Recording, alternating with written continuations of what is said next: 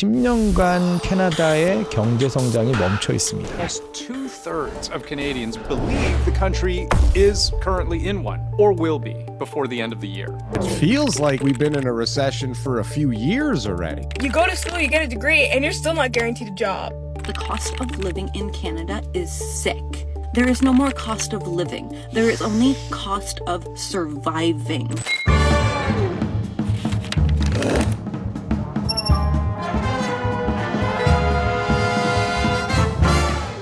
자, 2015년 젊은 총리, 트루도 총리죠. 잘생겼어요. 트루도 총리가 경제를 살리겠다라는 배너 안에 총리가 됐습니다. 그리고 10년이 지났는데 우리는 제자리 걸음.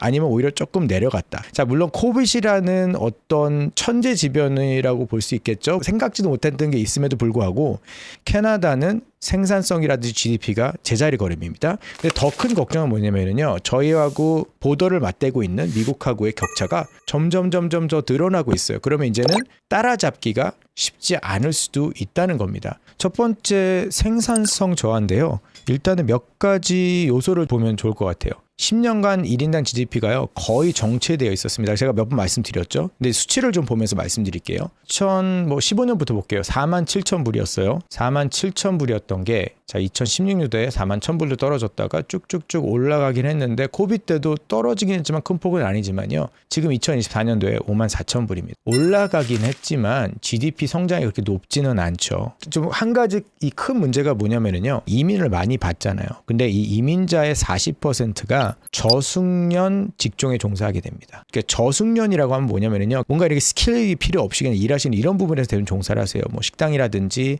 미니멈 웨이지를 받고 일하시는 거에서 뭐 IT라든지 아니면 생산성을 높여서 부가가치를 높이는 반도체라든지 뭐 이런 부분들에 종사를 하시면 좋은데 캐나다 전체 생산량은 올라가진 않고요. 오히려 그냥 필요한 밑에 있는 기본적인 아주 저숙련 그쪽을 그냥 리플레이스만 하고 있는 거예요. 그러니까 캐나다인들이 했던 거를 이민자들이. 그리고 2006년부터 2021년 동안 노동자 1인당 투자가 20% 감소했습니다. 그러니까 본인이 돈을 벌어서 그 돈을 세이브를 해서 다시 투자라든지 뭐 스탁에 넣게 되면 회사가 돈을 다시 받잖아요. 그걸 재투자해서 부가가치를 높이고 전체적인 캐나다의 경제가 올라가게 되는데 생각해 보세요. 이민자의 40%가 저숙련 직종이니까 일단 40%는 투자는커녕 세이브하기도 쉽지 않겠죠. 그러니까 궁극적으로는 전체적으로 돈이 없는 거예요. 경제 자체. 그러니까 총알이 없으니까 전쟁을 못 하잖아요. 투자가 돼야 되는데 그게 안 됐다는 거죠. 그래서 이제 생산성이 굉장히 저하가 됐다. 최근 10년 동안. 두 번째 문제는요. 이건 제가 너무 많이 해서 그냥 중요한 포인트만 하나 짚어드릴게요. 자, 2003년에 평균 주택가격이 20만 달러, 한 2억 정도인데 2023년에 평균 주택가격이 67만 달러로 한 20년 동안 220% 상승했어요. 근데 이거는 평균이잖아요. 이거를 만약에 많은 사람들이 거주하는 토론토나 이런 데는요. 곱하기 2 하시면 돼요. 그래서 평균 주택가격이 토론토에서는 거의 한 1.1에서 1.2 밀리언 80만 불을 얘기하는데 그거는 뭐 콘도라고 하는 그런 한국으로 말하면 아파트인데 굉장히 좀 조금 평수죠. 그런 거 포함해서 그렇지 솔직히 말씀드리면 사람들이 3인 가족 기준 4인 가족 기준으로 살만한 집들은요. 진짜 한 12억 14억 가지 않으면 살 수가 없어요. 자, 그러면 그거가 중요한 게 아니라 현재 제가 볼 때는 캐나다의 가장 저요소는 뭐냐면요. 부채예요. 가계 부채가 소득 대비 185%에 달합니다. 부채가 높으면 소비가 위축이 될 거잖아요. 많은 분들이 그걸 경험하셨어요. 코비드 이후에 한 2년 전부터 인트레스가 올라가면서 본인이 부담해야 되는 주택 상환금이 높아집니다. 인플레이션이 올라가면서 시장을 보실 때도 돈을 더 많이 쓰셔야 돼요. 그럼 뭐예요? 자기가 원래 버는 돈은 100이었는데 100에서 원래 60 정도를 쓰시면 생활이 됐는데 갑자기 90으로 올라가요. 그러면 10밖에는 운용폭이 없잖아요. 소비할 수 있는. 그렇게 되면서 가계 부채도 늘어가기 시작하는 거죠. 그러면 전체적으로 사회의 소비가 줄어들게 되잖아요. 그렇게 되니까 성장할 수 있는 기회는 줄게 되고 오히려 수축이 되기 시작하는 거죠. 왜? 사람들이 돈을 안 쓰기 시작하니까. 그래서 이 가계 부채도 주택 가격 폭등으로 인해서 늘어나는 가계 부채가 어떻게 보면은 저희 캐나다에는 시한폭탄을 볼 수 있고 한국도 그렇고 이건 미국도 그렇고 캐나다도 그렇고 전 세계적으로 이 가계 부채 폭탄을 지금 안고 뭐가 먼저 터질지는 모르지만 가계 부채가 됐던 저희가 또 하나 걱정하고 있는 건 자동차 카론도 걱정하거든요. 그리고 학교 수련 론도 걱정하고 있어요. 이 부채들의 버블들 중에서 뭐가 하나 터지면 도미노처럼 연쇄 반응으로 터질 수 있다는 거죠. 캐나다는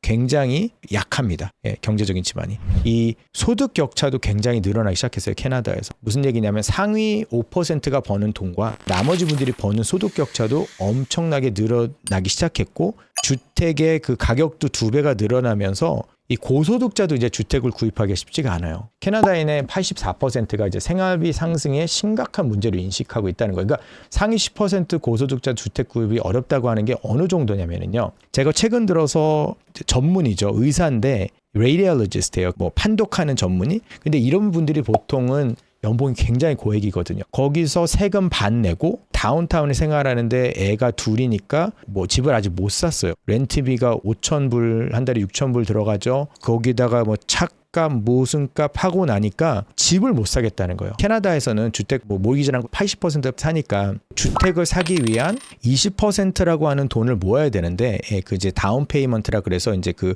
보증금을 모아야 되거든요. 20% 정도에. 그거를 못 모으는 거예요. 그렇게 고액을 버시는 분들도. 그러니까 희망이 없다라고 볼 수도 있는 거죠. 왜냐면 보통 사람들이 부모님의 도움 없이 집에 대한 보증금 마련하기가 너무 힘들어요. 캐나다에서는. 뭐 그거와 마찬가지로 생활비를 대부분 걱정하고요. 미국에서는 어떤 수치가 있냐면요. 1,000불의 세이빙이 없는 분이 거의 80% 이상 육박한다고 얘기해요. 무슨 얘기냐면 한 달 벌어 한 달 쓰기 때문에 한 달 정도나 2달 정도 일을 못하면 이제는 돈이 없다는 거예요. 모든 분들이 다 동감을 하실 거예요. 그 정도로 투자할 돈은 생각조차 못하지만 세이빙조차도 많이 없어요.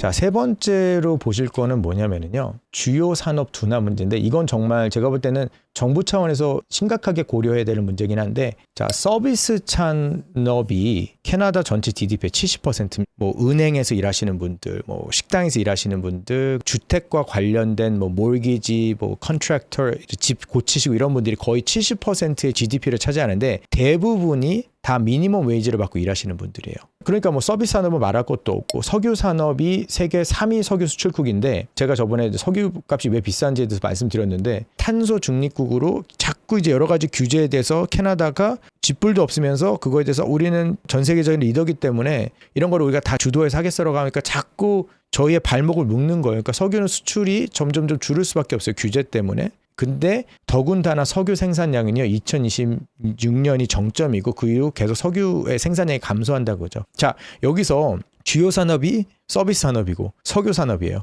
하이텍은 없잖아요. 그러니까 캐나다를 딱 생각하셨을 때 한국은 뭐 현대, 삼성, 기아, LG 있죠. 미국 같은 경우도 엔비디아, 구글, 뭐 테슬라, 뭐 이렇게 그냥 뭐 마이크로소프트 뭐 있잖아요 회사들이. 캐나다는 딱 생각하면 회사가 없어요. 예. 여러분들 많은 분들이 모르실 수 있지만 오픈텍스라고 하는 큰 소프트웨어 회사가 있기는 해요. 근데 이거는 이제 비즈니스 투 비즈니스 B2B 때문에 많이 모르실 수도 있지만 그 외에는 대부분이 자원을 수출하는 회사들입니다. 석유를 수출하든지 뭐 알륨이라든지 자원 수출이기 때문에 많은 분들이 캐나다를 딱 해서 캐나다의 대표 기업을 저는 잘 모르겠어요. 여러분들이 댓글에 남겨주세요. 캐나다의 대표. 한국도 삼성이나 LG나 현대가 한국 사람 전체 GDP의 계좌 뭐 20%가 25%를 차지하는 것처럼 큰 회사 몇 군데서 GDP를 올려주거든요. 캐나다는 큰 회사에서 몇 군데서 GDP를 올려줄 만한 산업 자체나 회사가 없어요.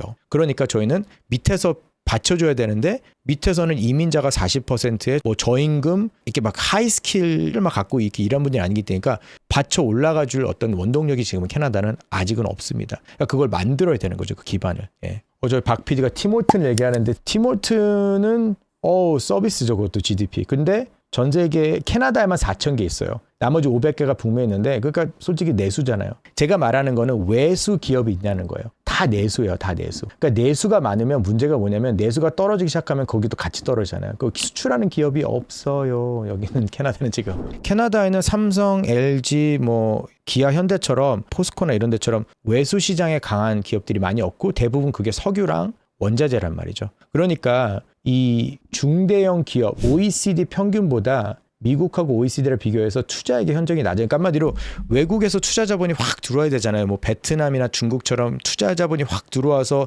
공장을 짓고 뭐 이렇게 해야지 확 GDP가 올라갈 텐데 그러면서 또 고용 창출이 되고 또 굉장히 스킬 워커들이 많이 들어오는데 캐나다는 그런 기반을 할 만한 비즈니스가 없습니다.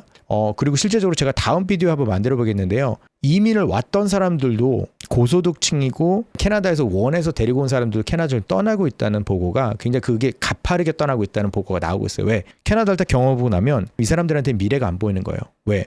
Artificial Intelligence라든지 뭐 이런 뭐 테슬라, 엔비디아 같은 회사가 없잖아요. 그러면 그런 회사에서 미래를 보고 스타트업을 하고 뭔가를 진취적으로 하고 싶다 그러면 결국은 미국으로 가야 될 수밖에 없는 거죠. 현 시점에서는. OECD에서요. 캐나다에 경고를 했어요. 향후 10년간 새로운 대책이 마련되지 않으면 정말 최악의 경우를 맞닥뜨릴 수 있다라고 경고를 했는데 한마디로 캐나다 경제를 표현하자면 총체적 난국? 솔루션이 없는 거예요. 10년, 20년 전부터 새로운 뭔가의 하이텍이라든지 이런 것들을 개발을 했어야 되는데 정부가 뭐 노력을 했겠지만 그게 없어요. 예전에 한번 기억할지 모르겠지만 캐나다에는 그나마 한 회사가 있었어요. 제가 기억을 해냈습니다. 티몰튼 아니에요. 블랙베리라는 회사가 있었어요. 블랙베리라는 회사가 있었는데 궁극적으로는 이너베이티브하지 못해서 결국은 뺏겼습니다. 애플한테. 버락 오바마 대통령이 블랙베리를 쓰므로 되게 유명해졌고 굉장히 수출이 늘어났고 그 뒤로도 원래는 이렇게 퀄 키보드라고 이렇게 터치 스크린이 아니고 키보드 자체가 조그만 게 있었거든요. 그게 거의 그 블랙베리가